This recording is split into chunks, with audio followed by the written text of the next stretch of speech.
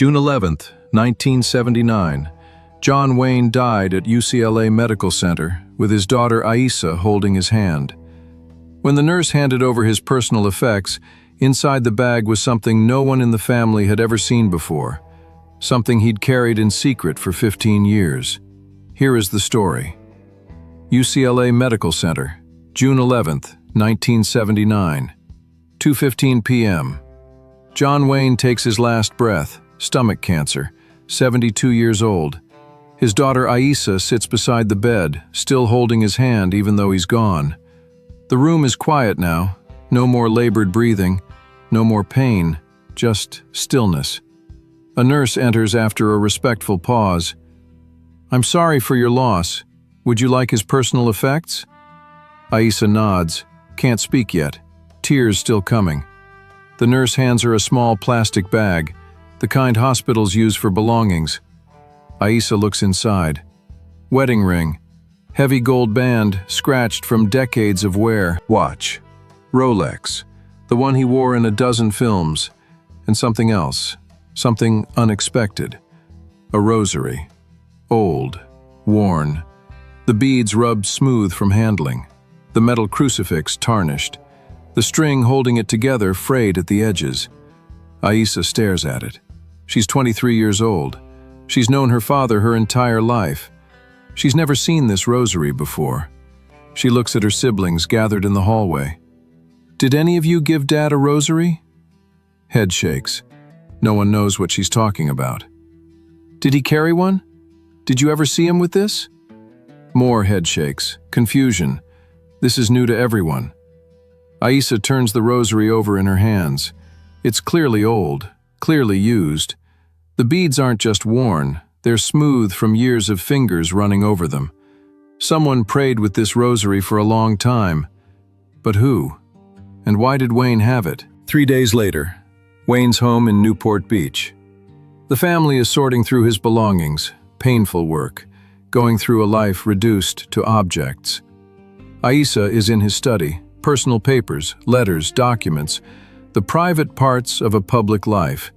She finds a folder, miscellaneous correspondence, opens it. Among the letters, fan mail, business notes, personal messages, one catches her eye. Different handwriting, older paper, the ink faded but still readable. The letterhead says, St. Mary's Catholic School, Los Angeles. Dated December 1964.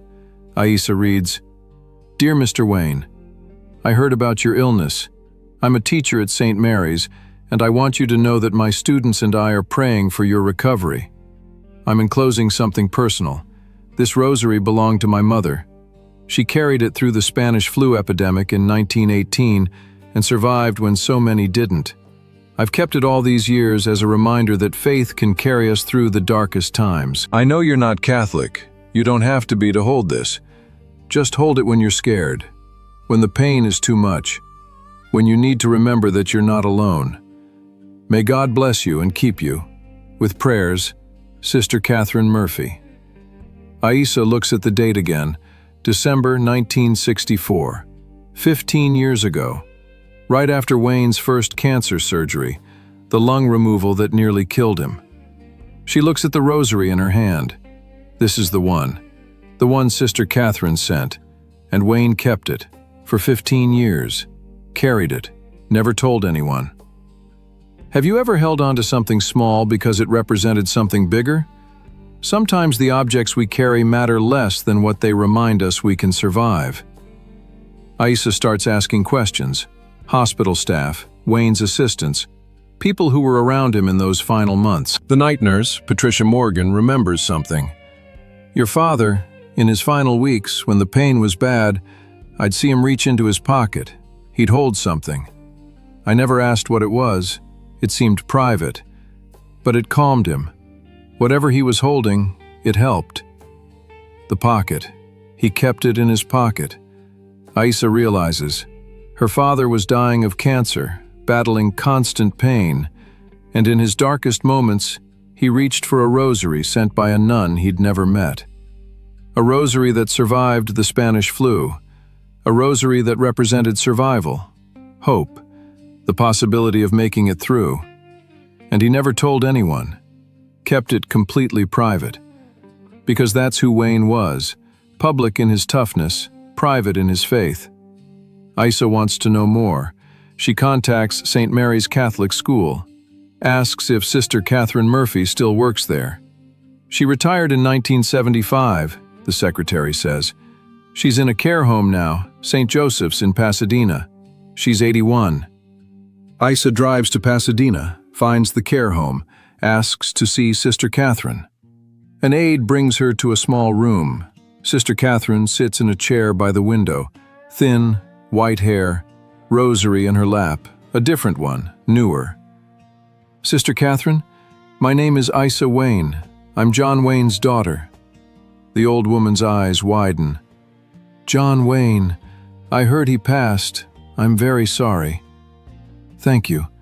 I came because I found something in my father's belongings, a letter you sent him in 1964, and a rosary. Sister Catherine's hand goes to her chest. The rosary?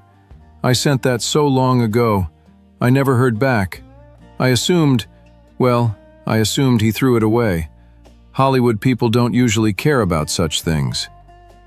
Isa's eyes fill with tears. He didn't throw it away, sister. He carried it. For 15 years. It was in his pocket when he died.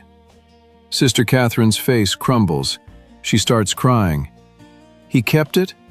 All those years? Yes.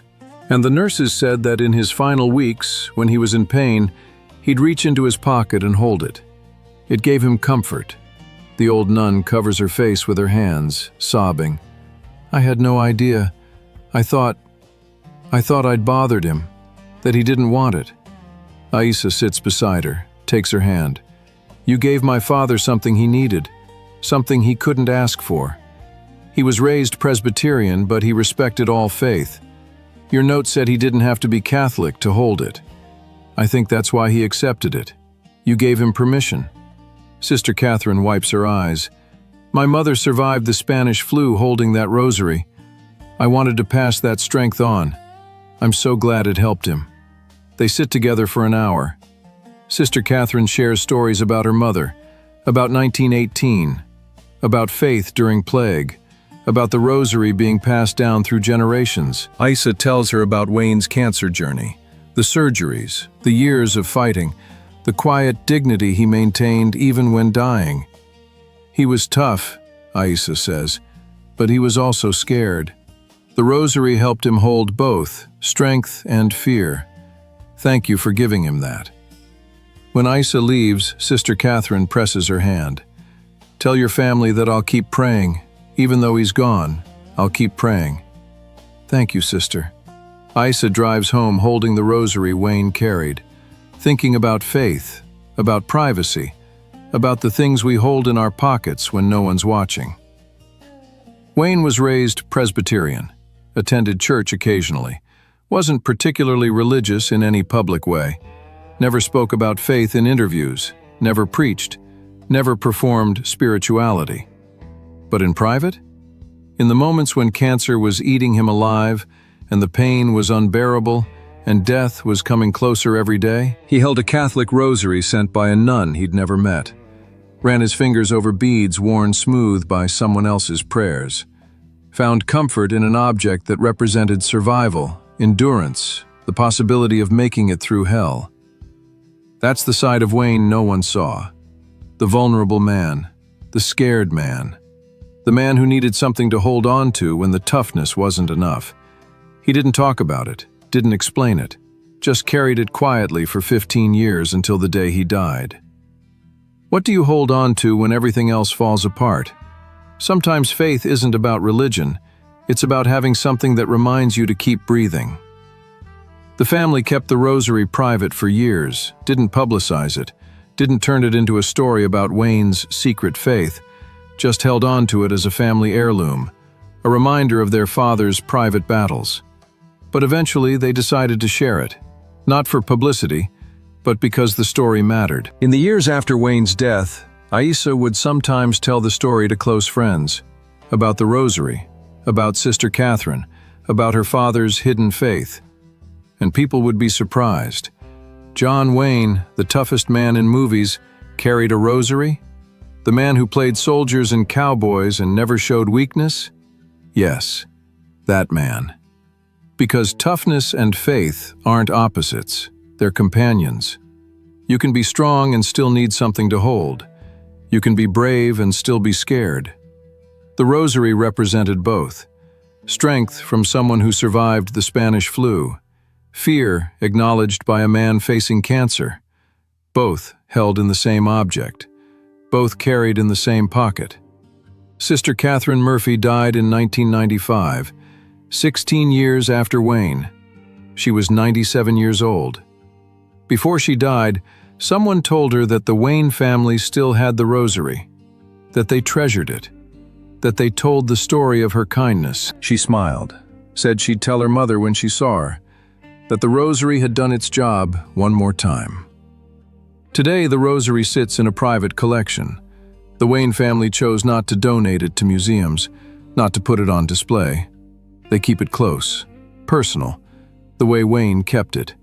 Because some objects aren't meant for public viewing. Some faith is meant to stay private. Some strength comes from knowing that in your darkest moment, you had something to hold. Wayne held it for 15 years, through surgeries and recoveries and relapses and pain, through the long, slow march toward death. And in those final weeks, when he reached into his pocket and wrapped his fingers around those smooth beads, he was connecting to something bigger than himself. To a nun's mother who survived plague in 1918. To Sister Catherine's faith that sent it forward. To the millions of people across centuries who held rosaries and prayed and hoped and endured. Wayne was never alone in his suffering. The rosary reminded him of that. Connected him to all the others who fought through darkness with nothing but faith and stubbornness and the refusal to quit.